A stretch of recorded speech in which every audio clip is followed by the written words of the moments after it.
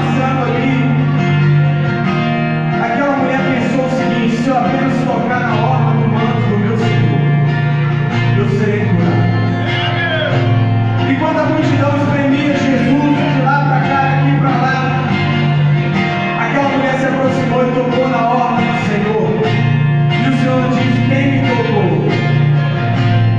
Os seus discípulos falaram: mestre, muitos se apertam daqui e dali. Como o Senhor disse, ele me tocou, e ele falou: alguém me tocou, porque de mim saiu virtude. Nessa noite eu te digo, meu amado, toque nas vestes do Senhor. Toque nas vestes do Senhor, que aonde tiver hemorragia, aonde tiver saindo amor, aonde tiver faltando amor, aonde tiver faltando carinho, aonde tiver faltando alguma coisa na sua vida, vai sair virtude do Senhor para a sua vida nessa noite. Se você quer, abre a sua boca e comece a adorar o nome do Senhor. Ele é digno de honra, Ele é digno de glória. A presença do Senhor é forte nesse lugar, irmão. Você pode ter certeza que o Senhor está aqui. Daqui de cima eu já posso ver pessoas sendo tocadas pelo Espírito Santo. Daqui de cima eu já posso ver o Espírito Santo saindo virtude da presença do Senhor. Daqui de cima do altar está saindo virtude para a sua vida, para a sua casa, para a sua família, para os seus bens, para os seus filhos, para os seus familiares. Aleluia! Declare: eu jamais serei o mesmo. Eu jamais serei o mesmo. Eu jamais serei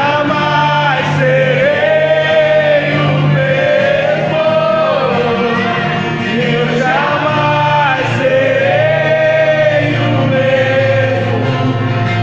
Quando teu amor tocar em mim, oh Jesus, eu jamais serei o mesmo.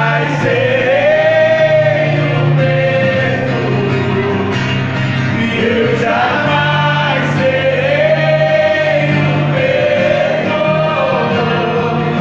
jamais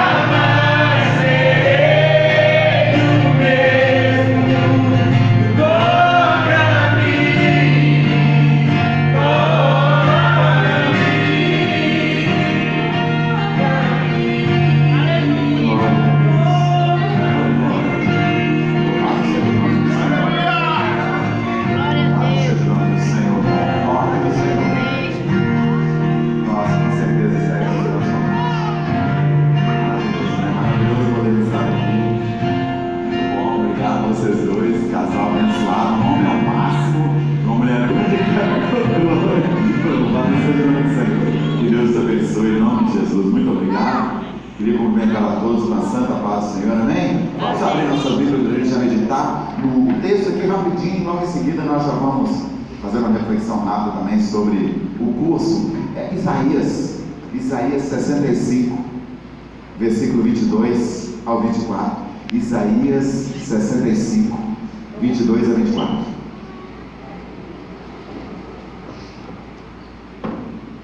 Isaías capítulo 65, versículos 22 a 24.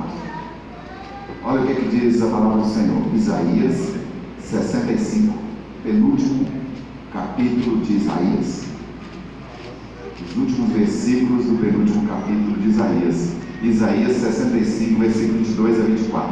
Diz assim: não edificarão para que outros habitem, não plantarão para que outros comam, porque os dias do meu povo serão como os dias da árvore, e os meus eleitos gozarão das obras das suas mãos. Não trabalharão debalde, nem terão filhos para perturbação, porque são a posteridade bendita do Senhor, e os seus descendentes estarão com eles.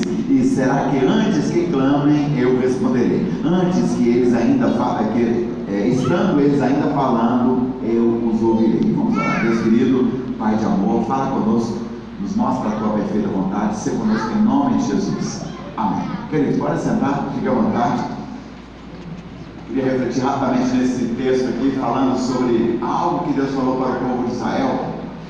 E aqui ele traz uma palavra profética, uma palavra que é uma palavra profética de Deus, né, através do profeta, claro, uma revelação. Primeiro, só para a gente entender, o profeta Isaías, ele escreveu 66 capítulos. E ele fala, nesses 66 capítulos, ele fala de toda a história da humanidade. É interessante isso, inclusive uma informação evangelística.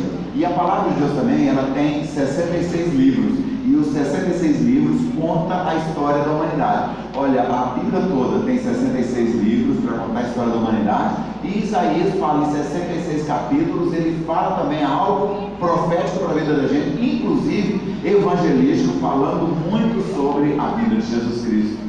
E aqui, já no final do livro, né, porque o capítulo 65, o último já era o 66, já estava acabando o livro, ele fala esse texto para nós aqui, mostrando aqui, claro, falando para nós, porque o Senhor, ele falou para o povo de Israel, ele falou assim: olha, não edificarão para que outros habitem, porque é muito comum o homem viver construindo, mas não poder morar naquilo que ele constrói. Depois ele fala também, ele continua falando: olha, não plantarão para que outros comam, porque muitas vezes nós damos um duro lascado e outras pessoas levam o nosso dinheiro. Assim, meu Deus, trabalhei em vão, gastei dinheiro e perdi. Aqui ele está dando promessas para nós. Ele fala assim: ó, não edificarão para que outros habitem, não plantarão para que outros comam. Aí ele fala: porque os dias do meu povo serão como os dias da árvore. O povo de Deus, o povo de Israel, quantos dias são os dias da árvore? Só para vocês terem ideia, tem árvores que são milenares. Tem umas que vivem 500 anos, outras 1000 anos. Tem árvores da época de Jesus Cristo, sabia disso? Tem, por exemplo, as videiras, elas morrem e aí sai um renovo. Por isso que a palavra fala sobre renovo. Sai um broto da videira e nasce uma nova árvore dela, da mesma videira, nasce uma nova árvore e ela continua. Quer dizer, aquela árvore, ela passa a se tornar uma árvore tão antiga quanto a humanidade, de repente. E aí o Senhor fala: olha, os seus dias serão como os dias da árvore. Se falasse como os dias do elefante, meu Deus, como os dias da tartaruga. Sabia que tem tartaruga que vive 120, 150 anos? Mas não, as árvores vivem muito mais. Quando o Senhor fala como os dias da árvore, Ele está falando: olha, serão muitos, mas muitos dias, os dias do meu povo. E é claro que isso se estabelece hoje para nós, porque já tem mais de 2000 anos. Jesus Cristo veio e Ele estabeleceu um povo aqui na terra, que é o povo de Deus, o reino de Deus, e nós somos esse povo. E aí nós podemos tomar essa palavra para nós: olha, não edificarão para que outros habitem, não plantarão para que outros comam, porque os seus dias serão como os dias da árvore, e os meus eleitos gozarão das obras das suas mãos. O que você fizer, você vai se deleitar naquilo que você fizer. O que você fizer será para você, o que você fizer será para abençoar você. Você se alegrará naquilo que você fizer. Isso é bom demais, querido. Eu lembro uma vez que, quando eu era criança, tinha uma canção, meu pai até falava aqui, uma história de um pedreiro. Falava que ele construiu e tal, e aí ele construiu um prédio. Falava assim: tá vendo aquele prédio, moço? É uma música assim, né? Eu ajudei a construir, agora eu não posso nem chegar na porta. Tá vendo aquele outro prédio, moço?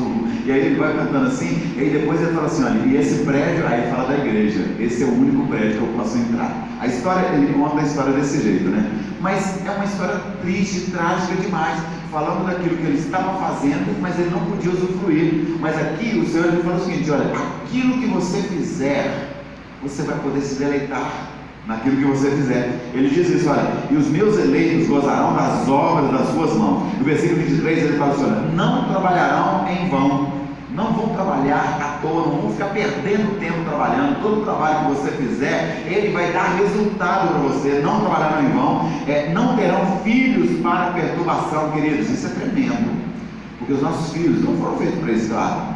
Mas quando nós não entendemos o propósito divino de Deus estabelecido para nós, às vezes nós geramos filhos e quando nós vemos, meu Deus, que coisa trágica. Uma vez lá em Belo Horizonte, eu morava em Belo Horizonte, né? E aí 6 horas da manhã eu ia colocar minha filha para pegar o escolar para ir para a escola, e aí eu vi uma luz de giroflex, de viatura, e aí eu deixei minha filha no portão, fui lá ver, na próxima esquina assim, né? Pertinho, duas casas apenas. Aí eu fui lá ver, tinha um corpo caído lá no chão.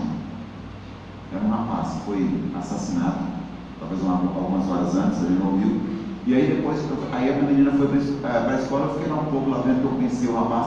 Aí depois chega o pai dele e fala: meu Deus, eu não sabia que isso ia acabar acontecendo e tal, transtornado com a situação. Olha só, filhos para perturbação, misericórdia. Você vê o seu filho baleado no meio da rua. Claro que pai não quer isso. Às vezes, quando nós não entendemos aquilo que Deus estabelece para nós, acaba essas coisas acontecendo, filhos brigando, um matando o outro, né? Às vezes coisas desse tipo. Mas aí ele fala que, olha,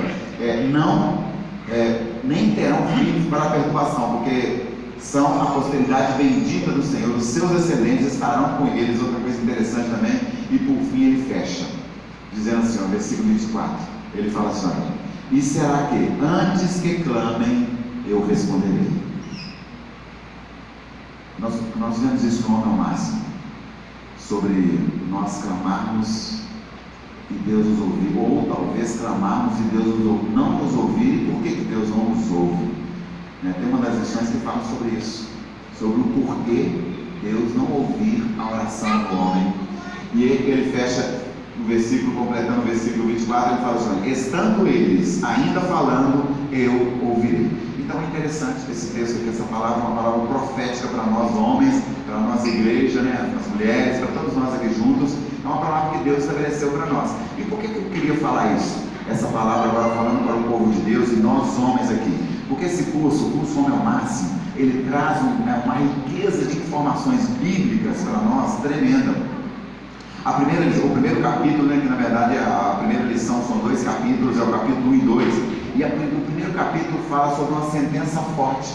Quando ele fala sobre uma sentença forte, ele fala sobre a necessidade de todo homem tomar a decisão e reconhecer Jesus Cristo como seu Senhor. Aí nós falamos assim, não, eu já reconheço. E aí nesse capítulo a gente percebe que tem muito mais, ou é muito mais profundo essa decisão de reconhecê-lo realmente, Ele é Senhor da minha vida. Eu realmente tomei a decisão de declarar Jesus Cristo como meu Senhor. E aí vem o capítulo 2, que é a continuação, é a mesma lição. Ele fala sobre impedidos de entrar em Canaã. Esse é o título. Impedidos de entrar em Canaã, porque o povo de Israel saiu do Egito, glorificou a Deus, porque milagres tremendos aconteceram, entre eles a morte dos primogênitos do Egito, mas não de Israel, e eles viram tudo isso. E aí quando eles entram no deserto, eles fizeram um punhado de coisas erradas. E aí tem relatado lá, inclusive relatado por Paulo lá em 1 Coríntios, primeira carta aos Coríntios, capítulo 10, ele fala sobre os pecados que eles cometeram, do versículo 6 ao 10, os pecados que foram cometidos pelo povo de Israel no deserto, e eles foram impedidos de entrar em Canaã. E pasmem, são os mesmos pecados que nós cometemos hoje como homens. E tem muitos homens que estão sendo impedidos de entrar em Canaã. Agora não Canaã físico, mas o Canaã espiritual. De repente o deleite de Deus, o gozo, o prazer de Deus, a satisfação de, por exemplo, você fazer coisas e você poder usufruir, você trabalhar e não trabalhar em vão, você ter filhos à sua volta, filhos, homens sérios, responsáveis, mulheres, moças virtuosas, mulheres sábias e tal, claro. E tudo isso, essa lição é muito bacana também. Impedir de entrar em Canaã impacta a gente demais. O terceiro capítulo, a segunda lição, a síndrome da Playboy, algo que está hoje na sociedade que nós vivemos, está arrebentando com a humanidade, não apenas com o homem, mas principalmente com o homem. Síndrome da Playboy impacta a gente demais também, incomoda muito, alguns tossem na cadeira, mas enfim, de qualquer maneira é a cirurgia de Deus, sendo feita, O capítulo 4, 10 ordens ou simples sugestões. Quer dizer, aí trazendo a palavra de Deus, quando ele fala 10 ordens, ele está falando dos 10 mandamentos, Os 10 mandamentos são 10 ordens ou são apenas sugestões que Deus deu para o homem? Se são sugestões, então nós não precisamos cumprir, precisamos obedecer. Mas se for ordem, quando nós não obedecemos, nós entramos no estado de desobediência, e para a desobediência há consequências. Essa lição também é muito interessante, porque quando ela fala de ordens, ela está falando inclusive no próprio ambiente nosso. A nossa casa é uma casa de ordem, é uma casa ordenada, é uma casa que está sob ordens e orientações, ou é uma casa que inclusive existe um ditado que eles falam na casa de mãe Joana, né? Na verdade é uma expressão apenas, né? Se tiver alguém que chama Joana, por favor, desconsidere, porque é apenas uma expressão. Na verdade quer dizer o seguinte: uma casa que de repente está tudo desorganizado, todo mundo manda, todo mundo faz o que quer. Não, tem ordem. É uma casa ordeira, uma casa organizada. É a nossa vida ela tem ordem, ela está debaixo de ordem, debaixo de orientação. Nós seguimos a palavra de Deus como regra de fé e prática para a vida da gente, então nós estamos debaixo de ordem. Senão, nós estamos vivendo uma vida desordenada e nós não obedecemos ordens, e nós estamos às vezes até considerando que a palavra de Deus é apenas sugestões. Se são sugestões, aí nós não precisamos cumprir, mas é importante refletir nisso. Essa lição ela pega a gente também de jeito muito legal, essa lição, gostei demais dessa lição.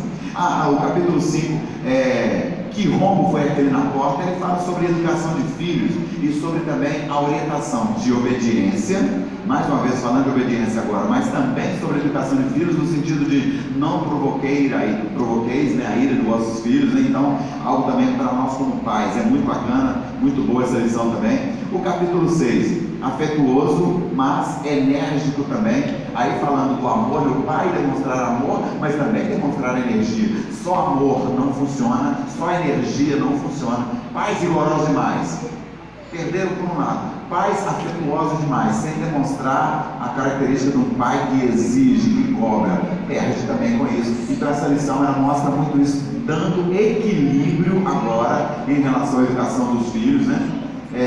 O capítulo 7, há um sacerdote em casa. É outra lição também que muitos homens são impactados por não entender, talvez, vivendo uma vida naturalmente como esposo, como homem, às vezes até como pai, mas não como sacerdote. Não entendeu ainda que há um propósito de Deus para o homem ser o cabeça, para ele